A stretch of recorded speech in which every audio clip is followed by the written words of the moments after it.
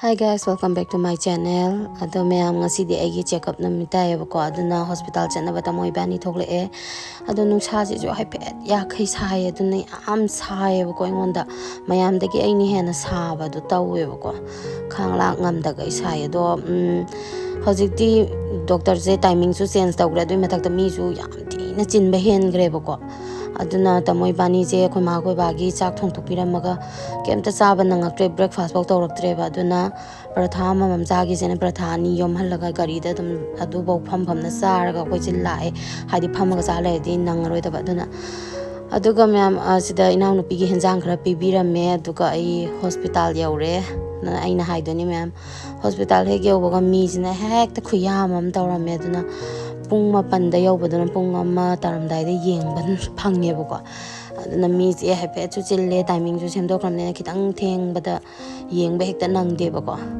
aduni myam tina wai ngai bada ko aduga sakse khogi as khangde kira su phajaw ya da bi ku chu kumena mi thok ta bi do tawre ngasidi yam wa ba henman gidana anda sakse ngo kainom tawre ha bai pokhai dorabane WT apopa male haba kana tawre ai si se dry am oire haba choice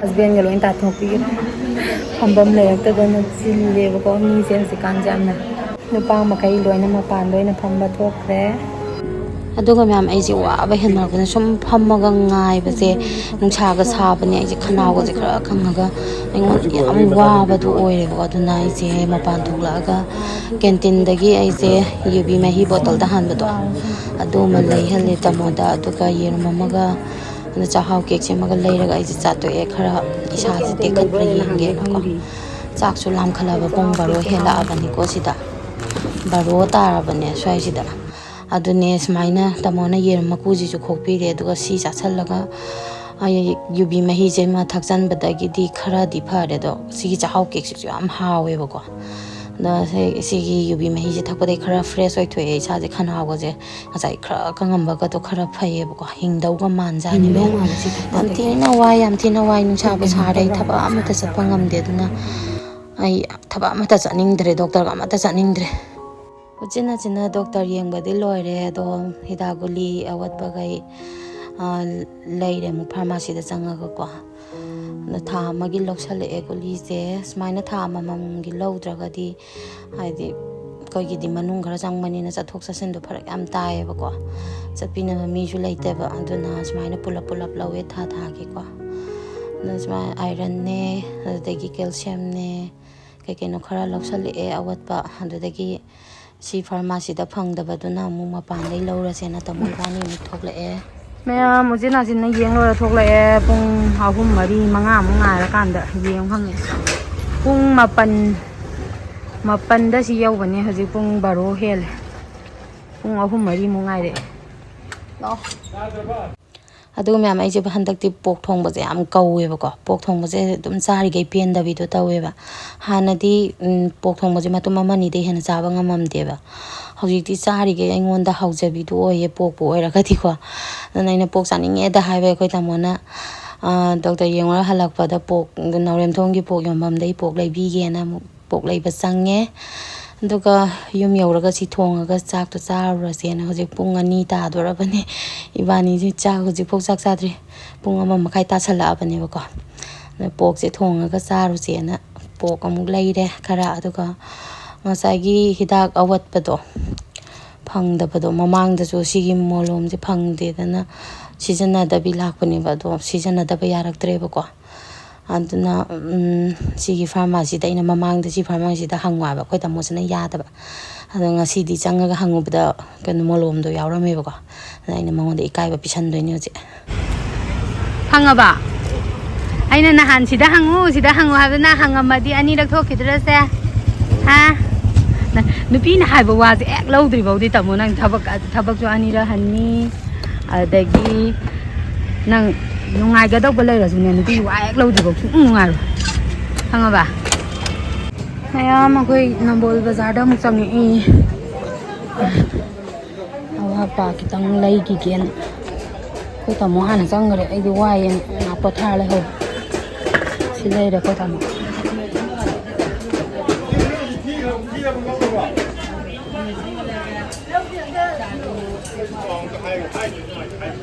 Ba.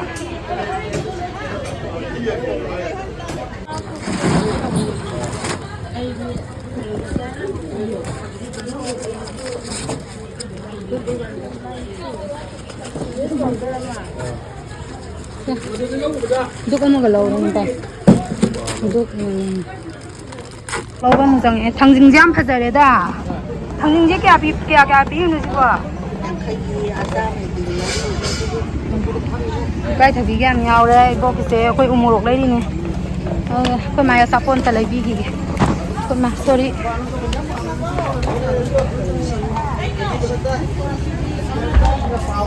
ngay khua curry lâu bí gì đây mà không điểm sao bố chị dân ra em khơi yum nhiều đấy tầm muốn bỏ cân thùng ý không bao đây này mà rồi mà băng chỉ ngâm bẩn này umurok chỉ lupa quần gì nhiều này anh đi mà lộc thuốc làm như thế đấy làm cho xem xem ra thuốc kì và swap cái đã bỏ cái lại vào cái thùng đấy nè em tôi sang này tôi ít rồi tầm mà cắt cần ai sang này tôi được tan như vậy rồi cái này 이게 나 통만 나 통만 들어오네 지금에 나 이거 통만 나 통만 풋더니 풋더라 님부 핵바 라이네 또 거의 한감 파이돔제 파저러더라 싸우저러버네 님부 한 핵제 누가 파전 올랐게 님부 좀 빨라버네 mấy tay lộn đi hay mà nằm này ba cái hành này đây nó có sinh cần nhé là bốc làm hàng đi phát ra ngoài thì cái gì wow खूप phát ra gì lấy chơi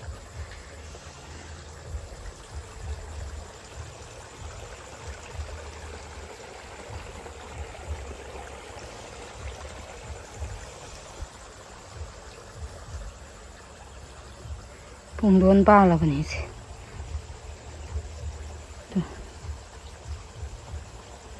지 봉돈 좀 문제 ngay 잡아 khoa ôm này cút thum mà. Đi cái này hết rồi. Hay nấu bánh bì này. Rồi dùng rác bánh bì, thay bông bánh bì, lấy hào bánh bì. Rồi chú để cùng là bánh bì. Quay. Mình bấm tới hết kì. Chỉ để lấy để mình vậy.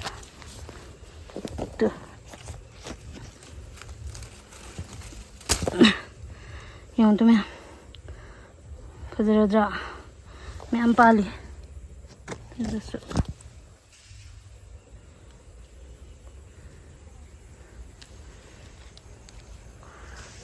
rất là xí được đi hình dạng thùng và chút lồi đó đấy hàng gam người ta xóm nó pan như thế hình khuôn cái nó tàu bao đi đó chỉ đấy đi xả mua lại nè hàng gam người ta này phải dùng gì 이거 신은 사마로이 어떤 애신은 아복 사마로이 연대면 허위만 빠지고 행동 반비 허위가 주 허위만 빠지 집어 사마로이 반비 어떤 신은 세봇 사마로이 어떤 애까지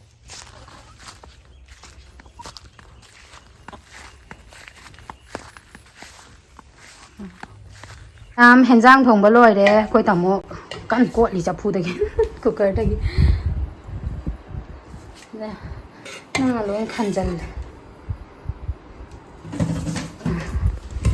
jang ma sak to wow 현장 ma sak ji hao ra ni de ni am koi cha ba ho ra ge nang thalu lo ra ba ahan dagi til ho sida hapsal lage adagi sina laiwa adagi sina allu adagi sina jaba mahi ga matong water ga mat hapsarake ma'am silai de nei romba miao de koi tamogi silai de Kaya nang matumdo yang kay doon dito na. Yeah, sure. Matum yang. Sila yung lawa ay sila ka. Sila ay sarok. Sila ko tamo gini masa ba ho gre. Ma'am sila ay cha ba ho jage. Ahan bada. Si khara sunjan birani.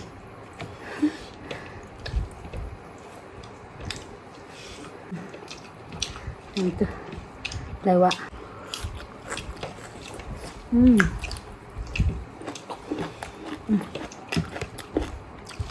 Lewatnya hao sih dia.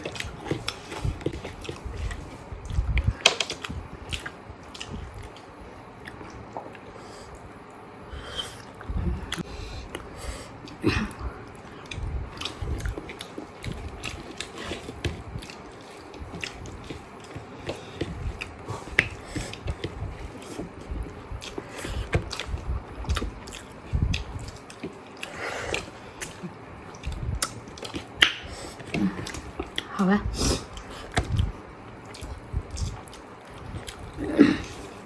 조금 그래 정정 넘게.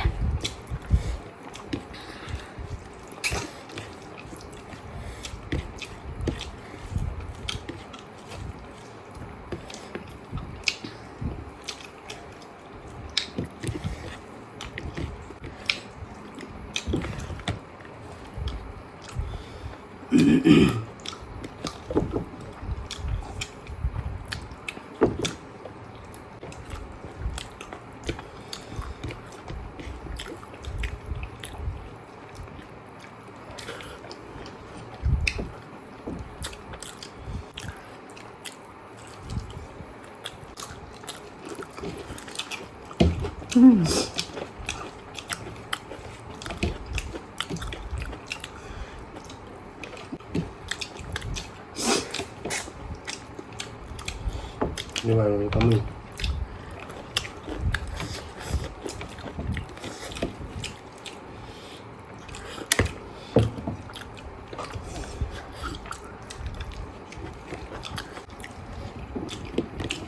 Sab sabi ya doon mo roti sabi.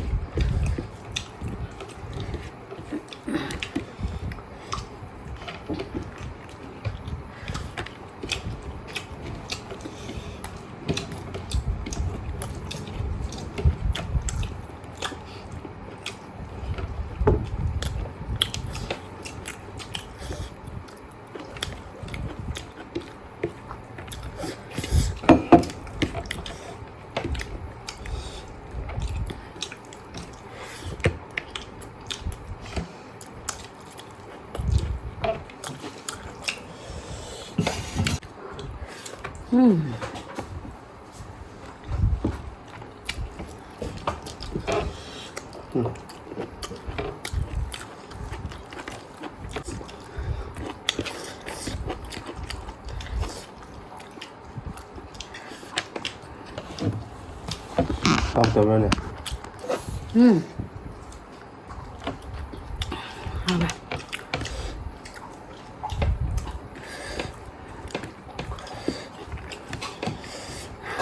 Hay đấy này.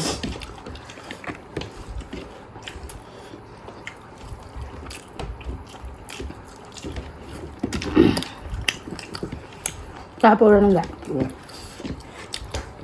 Chưa ngon rồi. Chưa xong ngon rồi. Mà hi áo rồi bạn. Nhân gì ạ? Ngon. Kita bro.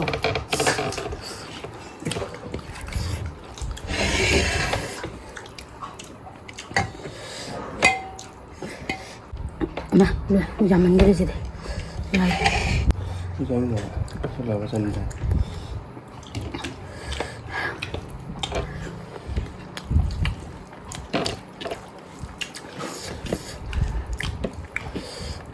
Capek nam ra sân này.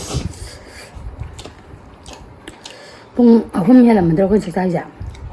Makanya. Mày ăn bông ani mà khai hết. Mình chỉ tay.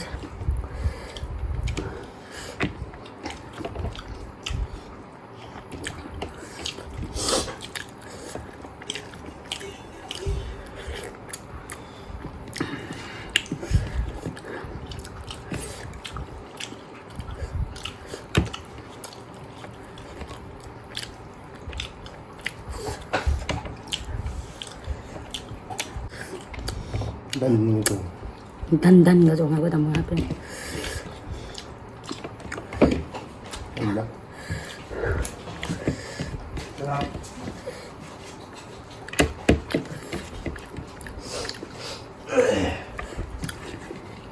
Làm rồi đấy tôi.